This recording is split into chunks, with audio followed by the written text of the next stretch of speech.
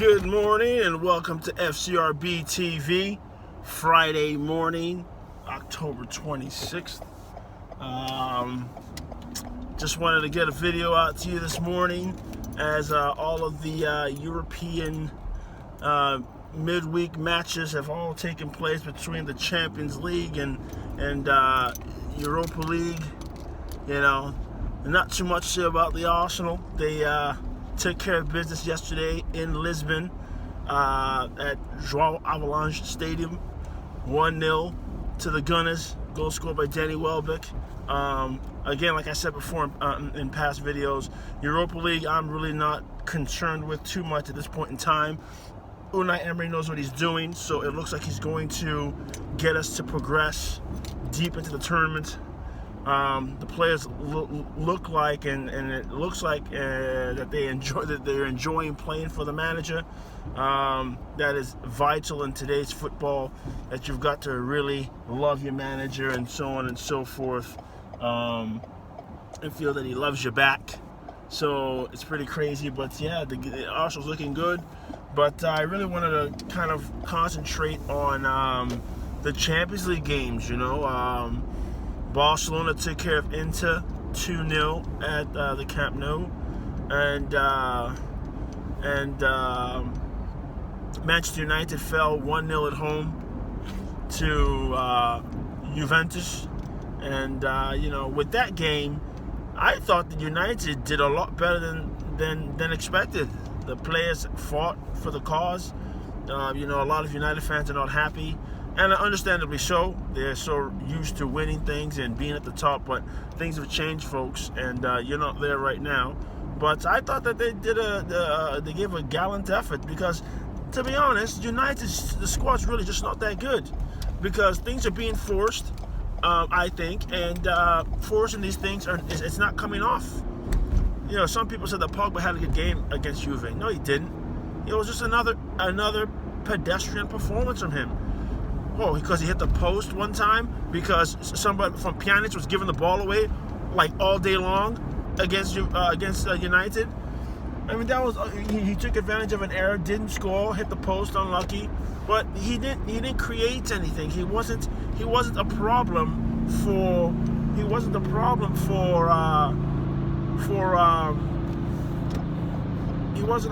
Juventus at all. Not at all. You know, and neither was Lukaku.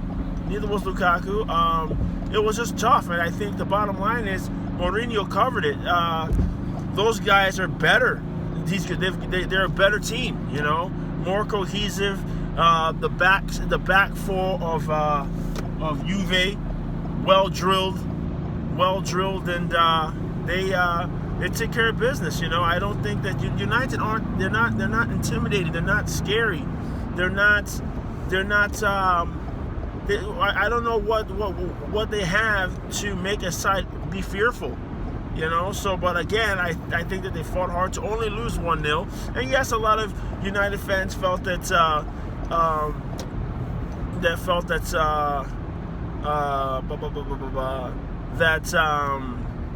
what were they saying? That Juventus never left second gear. Yeah, that may be true. Yeah, that's more than likely true. But still, you didn't get battered. You did have some half chances, and your guys were trying. Your team just. I mean, there is no playmaker for you. Juan Mata is the playmaker, but he couldn't really get on the ball on Tuesday night. So, you know, it was just hard. It's hard against a very difficult opposition.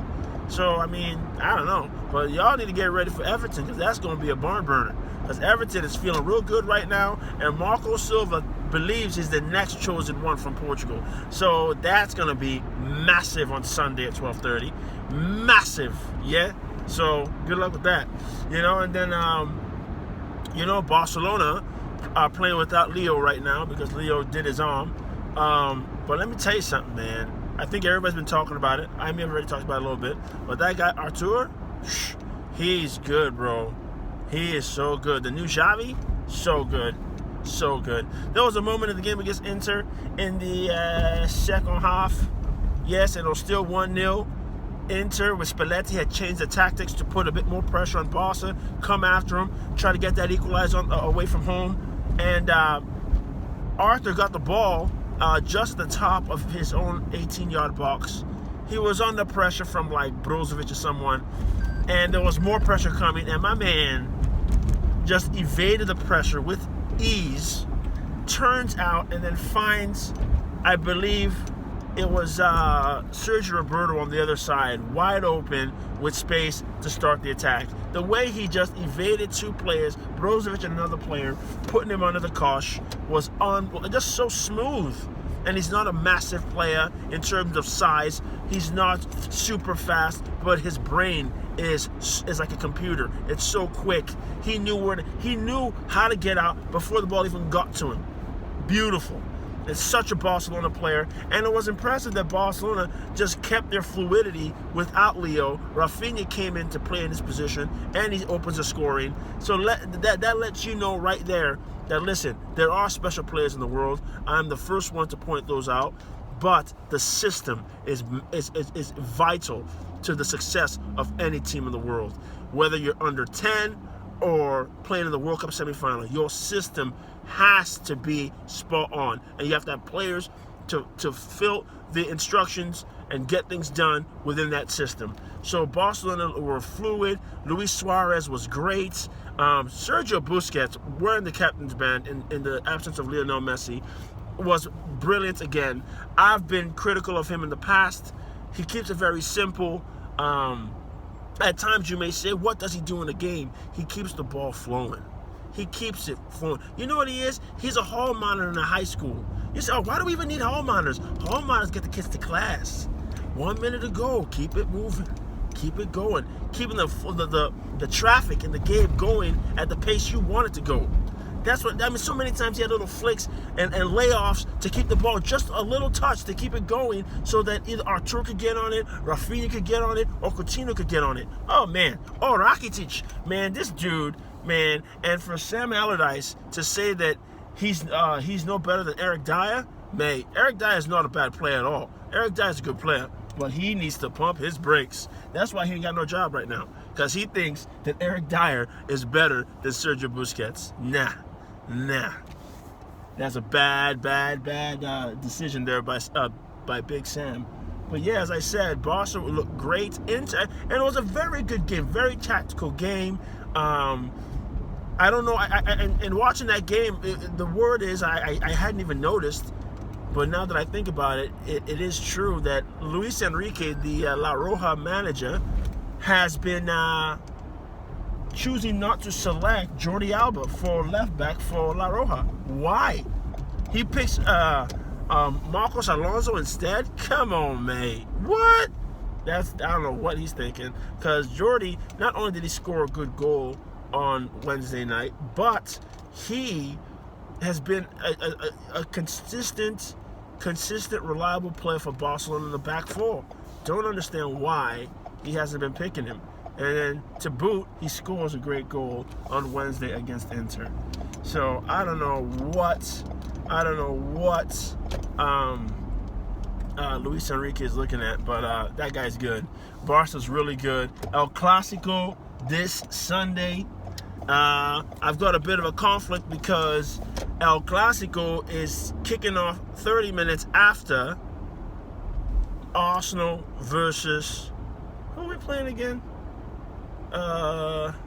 Dude, I can't remember. But Arsenal plays at 9:30, and then El Clasico comes on at 10. So I've got to watch the Arsenal game, record El Clasico, and then watch it right afterwards. So I'm going to have to make sure I stay off social media until my morning is done. But yeah, so El Clasico I think is going to be fantastic because clearly Real Madrid's in a rut. They barely beat Plazen, whoever they played in the Champions League, 2-1. That was unacceptable. Lopetegui's under the cosh. If they get battered by Barca, he's out. No doubt. He's out. And I think that what better game to get off your schneid than to beat your arch rivals in El Clasico. That's how Real Madrid's going to have to take the game, and I'm sure those players are going to come with it. And it's going to be beautiful because, believe it or not, no Leo, no Cristiano Ronaldo. So now people have to step up. It's an opportunity for somebody to be a new hero. And I'm really looking forward to seeing how that goes. Obviously, Barcelona is the favorite due to the run of form from both sides. But Real Madrid could easily win the game. They still have a lot of match winners in the side. They are the three-time reigning European champions. So it's you cannot write them off. It's going to be a great game. It's going to be a great weekend of football this weekend. My club starts their indoor training this weekend as well, so I'm excited about that. But that El Clasico is going to be really interesting. As I said before, Man United is going to be playing Everton at Old Trafford. So a lot of big games. I'm still trying to think who also is going to be playing, but it doesn't really matter because whoever it is, we're going to beat them. It's Crystal Palace, no? I think it's Crystal Palace, yeah. So, yeah, we're going to take on Crystal Palace. They're going to be tough. Wilfred Zaha is going to be someone that we have to try to bottle up. But, we're on form. The players are believing in Unai Emery. They're believing in him. They're working for him. But here's something that's quite interesting about Arsenal, is that Unai Emery, despite our 11-match unbeaten run, our 11-match, winning streak, he himself said he's not happy with our slow starts in the first half of every match. Now, you go back last season, that was the same thing. The only difference is we start slowly, but the players believe and they want to fight for the cause. Last season, the same players, once we fell behind, they didn't want to put any work in anymore. They left Wenger out to dry. They're the same players, So I think you're probably saying that I'm one of those Arsenal's best brigade who